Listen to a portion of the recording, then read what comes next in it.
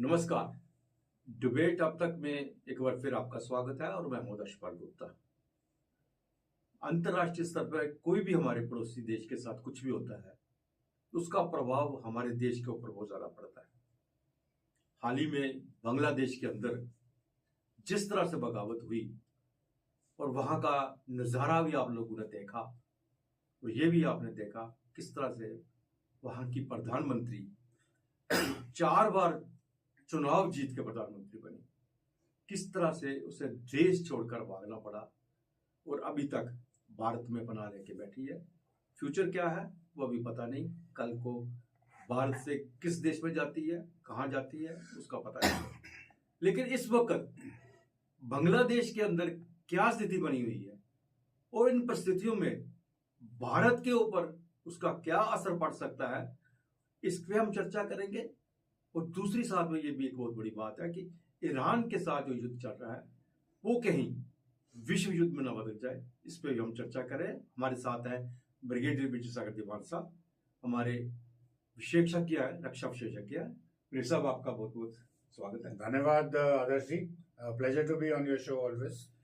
फिर साहब पहले हम बांग्लादेश की बात करते हैं जी, क्योंकि इस वक्त वहां के जो हालात बने हुए हैं, जिस तरह से बगावत वहां से शुरू हुई, एक रिजर्वेशन की थी, स्टूडेंट्स की थी, उन्होंने बगावत शुरू की। और अगर इसी बात को हम देखें तो वहां के सुप्रीम कोर्ट में भी रिजर्वेशन को विड्रॉ किया था। रिजर्वेशन को लेके इतनी बड़ी बगावत वहां पे नहीं हो सकती जिस तरह से प्राइम मिनिस्टर को उसने विड्रॉ किया, सब कुछ किया, उसके बाद भी अपनी जान बचाकर वहां से भागना पड़ा। किस तरह से उसके ऑफिशियल रेजिडेंस के अंदर लोग घुस गए, जब उसका अपना घर ही वहां पे सुरक्षित नहीं है तो वहां पे वाकई क्या सुरक्षा हो सकती है। और भारत के अंदर वो आई, अभी तक यहीं पे है, कहाँ जाएगी ये भी अभी तक पता नहीं है। वहां के हालात पे हम पे क्या असर पड़ेगा, शेख हसीना का भारत के अंदर रहने पर हमारे पे क्या असर पड़ेगा, इस सब बातों की जानकारी हमारे दर्शक आपसे चाहेंगे। देखिए, आपने बहुत ही एक एलैबोरेट सवाल पूछा है जिसके 2 या 3 महत्वपूर्ण पहलू हैं। पहली बात आपने पूछा कि वहाँ पे जो बगावत हुई वो रिजर्वेशन हुई, रिजर्वेशन की वजह से, तो उसके बारे में बात करेंगे। दूसरी इशू जो है, जो मैं मानता हूँ कि ये कनेक्टेड नहीं है, ये इंजीनियर्ड है, वो ये है कि हिंदुओं के ऊपर जो अत्याचार करे जा रहे हैं, उनके घर लूटे जा रहे हैं, फूके जा रहे हैं, औरतों की रेप करी जा रही है, बच्चों को मारा जा रहा है, that is the second aspect. Third ये है कि सारे के ऊपर भारत के ऊपर क्या असर पड़ेगा। तो इन तीनों विषयों के ऊपर मैं पहले शुरू करता हूं रिजर्वेशन इश्यू के ऊपर। देखिए, रिजर्वेशन इश्यू जो था ये लाया था शेख मुजीबुर रहमान ने जब वो प्राइम मिनिस्टर बने थे आफ्टर लिबरेशन। मतलब ये था कि जिन लोगों ने आजादी की लड़ाई में भाग लिया है उनके जो बच्चों को 30% रिजर्वेशन देने की कोशिश की गई थी। और दूसरी पार्टी जो थी, जो पाकिस्तानी के हितैषी उस दिन थे, मोस्टली जो बांग्लादेश की आर्मी के लोग थे, पाकिस्तानी आर्मी के लोग थे जो बांग्लादेशी थे, वो एक तरफ रह गए। देखिए, मुजीबुर रहमान जो थे वो चूंकि भारत की तरफ थोड़ी अच्छा रुख रखते थे, क्योंकि उनको पता था कि अगर बांग्लादेश आजाद हुआ है तो भारत ने कराया है। तो उसमें जो इस्लामिक कट्टरपंथी थे वो मुजीबुर रहमान के अगेंस्ट हो गए, ये हिंदुओं के साथ में क्यों जा रहे हैं। और उसी तरह से जब शेख हसीना आई तो वो एक उनका कट्टरपंथियों का जो एक दल था वो तो एग्जिस्ट कर रहा था। और पीछे भी आपने देखा है बांग्लादेश में जब भी डिक्टेटरशिप के कई बार तख्ता पलट हुआ है, आर्मी आई है, तो हिंदुओं के प्रति अत्याचार जारी रहे। तो ये आज एक और चीज खड़ी होगी जो शायद शेख हसीना के आउस्टर के बाद हुई। और मैं मानता हूं कि दोनों कनेक्टेड नहीं है, ये दोनों अलग अलग साजिश हैं। जो बांग्लादेश नेशनलिस्ट पार्टी और जमात इस्लामी के जो लोग हैं वो आईएसआई के साथ मिले हुए हैं, इसमें कोई शक नहीं है। बहुत सारे उनके लीडर्स को यूरोप के कंट्रीज में लाइक जर्मनी में, फ्रांस में इकट्ठे देखा गया है। इसका मतलब उनकी गठबंधन थी। अब बात आई शेख हसीना की रिजर्वेशन की इशू की।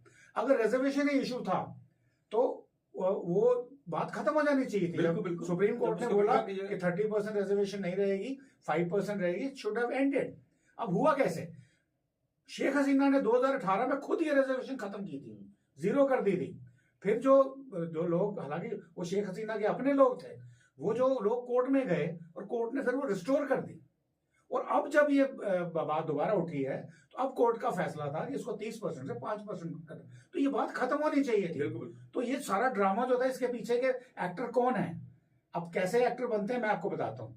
पहले हम बात करते हैं अमेरिका की। जी। अमेरिका को क्या इंटरेस्ट था शेख हसीना को करने के लिए, और शेख हसीना ने खुद बोला है ऑन रिकॉर्ड कि एक व्हाइट मैन ने मेरे को बोला कि हमें सेंट मार्टिन आइलैंड जो बांग्लादेश के बगल में है, उनके चार्ज में है, वहां हमें अपना एक बेस बनाने दी, मिलिट्री बेस बनाने दो। अब वो मिलिट्री बेस अमेरिका के पॉइंट ऑफ व्यू से बहुत ही महत्वपूर्ण है, क्योंकि उससे वो चाइना को काउंटर कर सकता है, एंड टू सम एक्सटेंट वो इंडिया के ऊपर भी टैब रख सकता है। बिल्कुल। देखिए आप भी ध्यान में रखिए। बिल्कुल बिल्कुल। तो वो शेख हसीना ने मना कर दिया। लंबी कहानी है पर जिस्ट ये है। चाइना की तरफ देखिए, अब चाइना क्या चाहता है, वो ऑलरेडी बांग्लादेश में अवेलेबल है, उनकी जो बहुत सारी आर्मी है वो चाइनीज इन्फ्लुएंस के अंदर है। अब तीस्ता रिवर के ऊपर एक डैम बन रहा है जो बिल्कुल बांग्ला अपना वेस्ट बंगाल के बॉर्डर पे है, और जो हमारा चिकन नेक बोलते हैं सिलीगुड़ी कॉरिडोर है, उसके बिल्कुल नीचे है।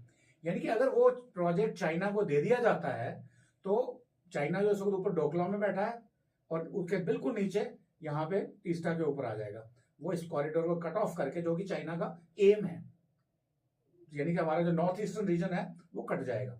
तो वो बात प्रधानमंत्री मोदी जी ने बड़े क्लियर बता दी शेख हसीना को कि ऐसा मत होने दीजिएगा, उसने वो नहीं होने दी। उसकी वजह से जब वो 4 दिन के दौरे पर जाती है, हालांकि वो चाइना जाने से पहले वो भारत में आई थी, जो चाइना को नागवार लगा था, जब वो वहां जाती है शायद उसके बाद दोहराई गई होगी कि तीस्ता का जो प्रोजेक्ट है वो आपने अडानी को नहीं देना है, हमें देना है, उसने नहीं मानी। फिर चाइना ने उनको प्रॉमिस किया था कि $20 बिलियन का एड आपको देंगे, वो उन्होंने देने के टाइम पे सिर्फ $100 मिलियन दिए। इससे वो नाराज हो गई और वो अपना जो टूर था उसको कट शॉर्ट करके वापस आ गई, और साथ में कम से कम 100 बंदों का, बिजनेस के लोगों का डेलीगेशन लेके गई थी, वो सारे खाली हाथ वापस आए। यानी कि चाइना की तरफ से भी बात थनी हुई थी। अब हुआ कैसे, अमेरिका ने जो ये जो एजिटेशन थी वो ISI के थ्रू BNP के लोगों के साथ, अगर स्टूडेंट एजुकेशन थी तो स्टूडेंट 35 साल के 50 साल के थोड़ी हैं, बिल्कुल। उनके पास असला कहाँ से आया जलाने वाने का, स्टूडेंट तो बेचारे निहत्थे लोग हैं, और उनकी जो एजुकेशन वो खत्म हो जानी चाहिए, मगर वो इन्फ्लुएंस करेगी उनके थ्रू। और इसका जो आउस्टिंग का एक प्रोसीजर था उसको पूरा किया गया, जो चाइना ने भी फेवर किया। हालांकि चाइना के अगर यहाँ पे अमेरिकन यहाँ पे जैसे बताया जा रहा है कि एक क्रिश्चियन कंट्री बनाना चाहते हैं, और अगर वो उसमें सफल हो जाते हैं तो ये चाइना के अगेंस्ट है, परंतु खैर कंट्री तो नहीं बनेगा।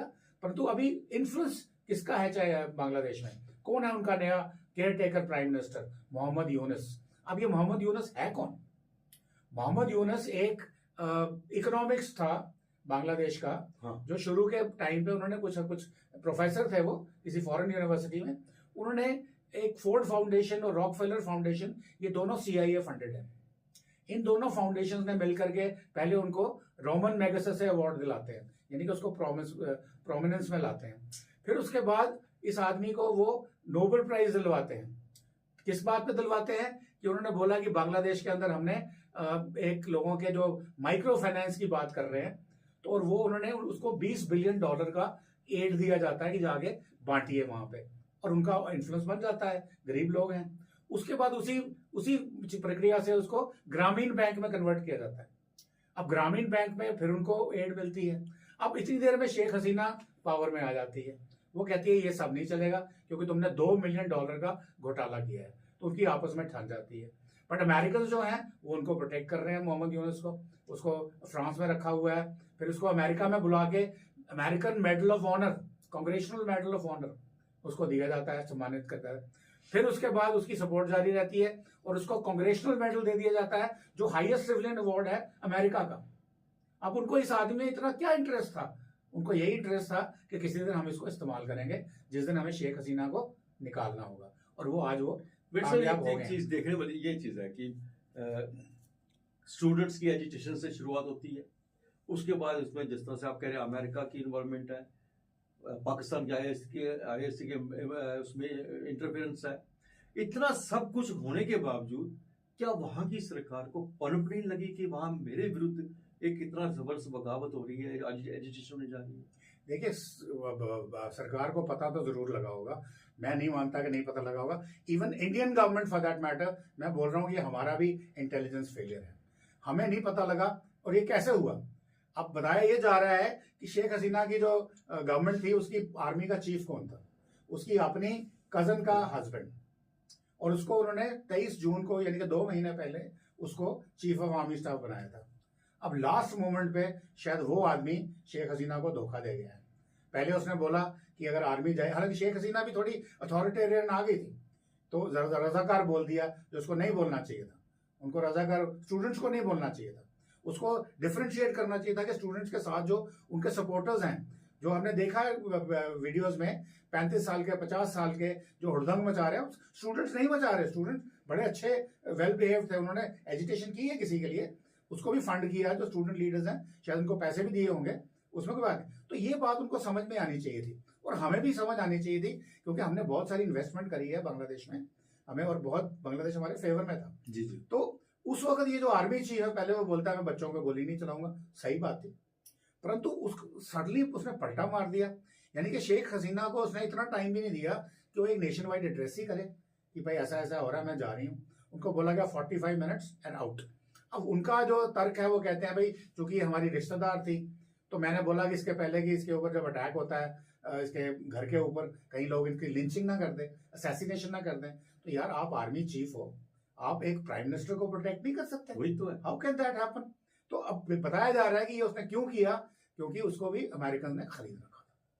तो ये अमेरिकन साजिश थी, supported by ISI and BNP Jamaat Islami together to get Sheikh Hasina. मैंने इसमें से सब एक चीज बड़ी अलग सी लगती है कि जैसे हिंदुओं पे अत्याचार करना चाहिए, वो दैट वहां पे मतलब मिनॉरिटी में थे, वहां पे इनकी इंडस्ट्री थी, वहां पे इनकी इकोनॉमी के ऊपर एक बहुत बड़ा हाथ था, इनका रोल था, वहां पे बांग्लादेश बनाने में भारत का सारा साथ लगा हुआ था, यहाँ पे कुर्बानी दी यहाँ पे हमारे सैनिकों ने, उसके बावजूद ये आज ये दिन आ गया कि वहां पे हिंदुओं में कत्लेआम हो। एग्जैक्टली वही पॉइंट बता रहा हूँ ना कि जो शेख हसीना का हुस्टर था वो एक अमेरिकन कॉन्स्पिरेसी थी, may be help by the China also, वो अलग बात है। सडनली ये जो इनके जमात इस्लामी कट्टरपंथी रेडिकलाइज्ड लोग हिंदुओं के पीछे, अब Sheikh Hasina was favourable to India all right, but then हिंदुओं की जो वहां पे जमात है, पढ़े लिखे लोग हैं, जो हमारे बांग्लादेश की इकोनॉमी फ्लरिश हुई है प्री कोरोना पीरियड के ऊपर, वो सारी इनकी ही देन थी। तो उनके ऊपर मारना ये एक किस्म का अटैक है कि हिंदुओं की क्लींजिंग करना। वैसे भी अगर आपने कल सुना हो अपने चीफ मिनिस्टर ऑफ असम को, उन्होंने बताया कि पहले 71 में हिंदुओं की आबादी जो थी 32% थी, अब वो 8% रह गई है, अब ये उसको भी नीचे लाना चाहते हैं। तो वो एक एक्स्ट्रा एजेंडा है जो ना मोहम्मद यूनुस का है ना अमेरिका का है, ये उनको एक अपॉर्चुनिटी मिली कि गड़बड़ चल रही है तो लेट्स उसको करें हम भी करें। तो ये एक किस्म की एक्सेप्शन नहीं है। मैंने ट्वीट भी किया है, और मजेदार बात है मेरी ट्वीट पे एक भी रिस्पांस नहीं है।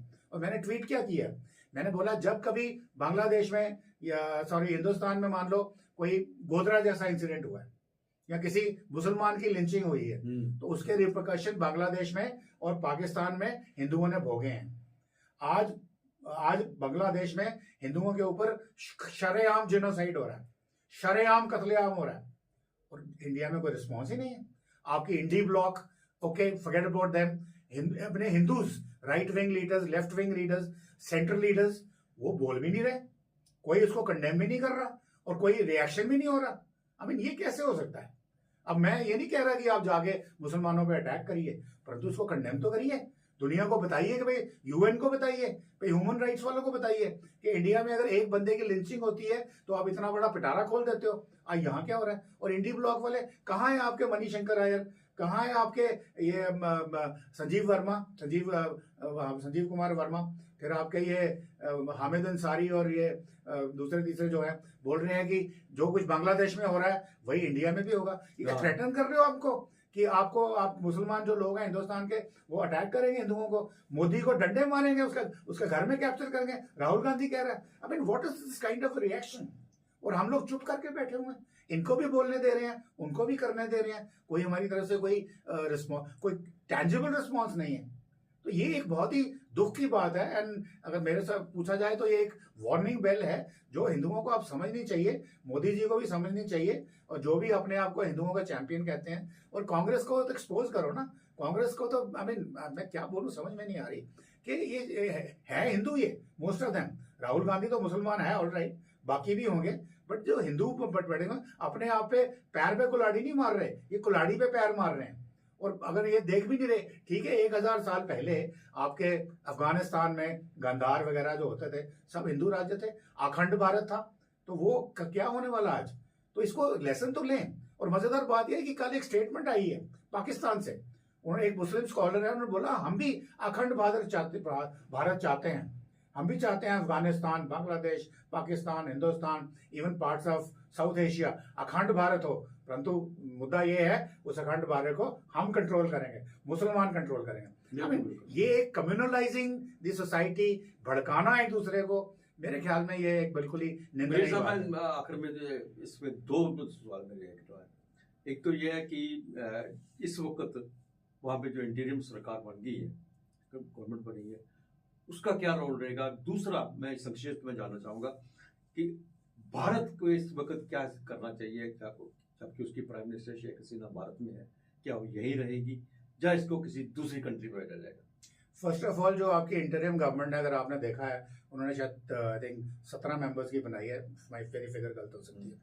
उसमें पहली बात देखने वाली है कि मोहम्मद यूनुस ने 23 डिपार्टमेंट अपने पास रखे, 23, ठीक है। वो कभी पॉलिटिशियन तो जिंदगी में था नहीं, वो तो इकोनॉमिस्ट था, अमेरिकन उसको, अब वो कैसे करेगा मुझे नहीं पता। दूसरा जो उसने जो विभाग बांटे हैं दूसरों को, वो बिल्कुल नोशनल है। अब यहाँ पे बात ये आती है कि ये जो सारी कहानी है, ये आर्मी चीफ की सपोर्ट के बिना नहीं हो सकती। अभी तक आर्मी चीफ कह तो रहे हैं, इवन मोहम्मद यूनुस ने भी बोला है, यहाँ तक कि बेगम खालिदा जिया इमीडिएटली वो उसको नजरबंद किया होता, रिलीज कर दिया गया, उनकी हेल्थ खराब है, उन्होंने भी बोला पीस पीस पीस, यानी कि ये पॉलिटिकल स्टेटमेंट्स हैं, ग्राउंड के ऊपर कोई पीस नहीं है। तो अब इस गवर्नमेंट की क्या इफेक्टिवनेस होगी, आर्मी का क्या रुख रहेगा? अभी तक आर्मी चीफ ने बोला है कि आर्मी इंटरफेयर नहीं करेगी, हम free and fair elections facilitate करवाएंगे, बट कब, क्वेश्चन मार्क है, ये पता नहीं। तो गवर्नमेंट का क्या होगा अभी तक पता नहीं। बाकी रही हिंदुस्तान की बात, पहली बात ये थी हिंदुस्तान को जल्दी से जल्दी चाहिए कि शेख हसीना को इंडिया से बाहर करें, क्योंकि वो इंडिया में असाइलम, हमारे हम तो सिग्नेटरी भी नहीं है, तो असाइलम की कोई बात होनी नहीं चाहिए, क्योंकि अगर वो हुआ तो बांग्लादेश की सारी जनता हमारे अगेंस्ट हो जाएगी। क्योंकि इस पर्टिकुलर अगर गवर्नमेंट बनती है, वो most probably BNP supported by Jamaat Islami की बनेगी, मतलब कि वो एक और पाकिस्तान क्रिएट हो जाएगा जी। मेरे पास 4000 सम किलोमीटर की एक और एलओसी तैयार हो जाएगी जो मुझे गार्ड करनी है। आज वैसे भी आपने देखा है बीएसएफ बड़ी ट्रबल में है, कई लाख शरणार्थी भारत की क्रॉस करने वाले बॉर्डर पर बैठे हुए, तो शरणार्थियों को मैं कहाँ रखूंगा, कैसे उनको हैंडल करूंगा, कैसे उनको खाना खिलाऊंगा? 71 वाली सिचुएशन आ जाएगी, उसमें से कितने इंडिया में रह जाएंगे और हमारे ही सोसाइटी को गड़बड़ करेंगे, that is a different question. तो इसलिए हमको ये इसको जल्दी से इसको बाहर करना, नंबर 1। जहाँ कहीं भी वो असाइलम, आई थिंक यूके ने मना कर दिया, अमेरिका ने कैंसिल कर दिया, फिर शायद फिनलैंड में और कहीं पर ट्राई कर रही है। नंबर 2, अब बांग्लादेश के ऊपर हमने बहुत इन्वेस्टमेंट करी है, जियो स्ट्रेटेजिकली बांग्लादेश की लोकेशन हमारे लिए बहुत इंपॉर्टेंट है। तो इसके लिए चाहे वहाँ कोई भी गवर्नमेंट आए, चाहे वो रेडिकल्स की आए, चाहे वो हार्ड लाइनर्स की आए, वो हिंदुओं कितने भी अगेंस्ट में हो, हमें फिर भी उनके साथ रिलेशंस कॉर्डियल ही रखने हैं, क्योंकि अगर हमने उनको भड़कने दिया तो हमने अपने लिए एक और सिरदर्द मोल लेनी है। हालांकि थ्रेट नहीं है, इतने कमजोर नहीं है कि हम उसको काउंटर ना कर सकें, पर वहां पे अगर शायद अमेरिकन का अड्डा बन जाता है तो मेरे ख्याल that will be a better bet than coming for the Chinese coming then. ये आज का एनालिसिस है, पर कुछ जो थिंकर्स हैं जो सोचते हैं वो कह रहे हैं कि China is a better partner of us for us rather than America. तो ये एक डिबेट चल रही है, चाइना बढ़िया ठीक रहेगा या यूएस ठीक रहेगा, पर मेरा मानना यह है कि दोनों ही लोग अपने अपने इंटरेस्ट देखते हैं। तो हमें अभी क्या करना है कि अगर हम अपनी 3 ट्रिलियन इकोनॉमी के रेंज में आते हैं, हमारी डिफेंस प्रोडक्शन बढ़ती है, एक्सपोर्ट्स करते हैं, हमारी फौजें मजबूत होती हैं, तो फिर भी हमें भी अपना ही इंटरेस्ट देखना चाहिए। किसी तरीके से दोनों को बैलेंस करने की जरूरत है, कन्फ्रंटेशन हम नहीं। बिल्कुल सही कह रहे हो। आने वाले दिनों में पता चलेगा कि बांग्लादेश और भारत के क्या रिलेशंस होते हैं और बांग्लादेश से किस तरह की हुकूमत सामने आती है। हम हम आपसे इजाजत चाहेंगे। अगले एपिसोड में जैसे हमने चर्चा की थी इजराइल के बारे में और ईरान के बारे में, ब्रिगेडियर साहब से वहां के हालात के बारे में जानना चाहेंगे। फिर मिलेंगे हम अगले एपिसोड में आपके साथ, तब तक इजाजत दीजिए। नमस्कार।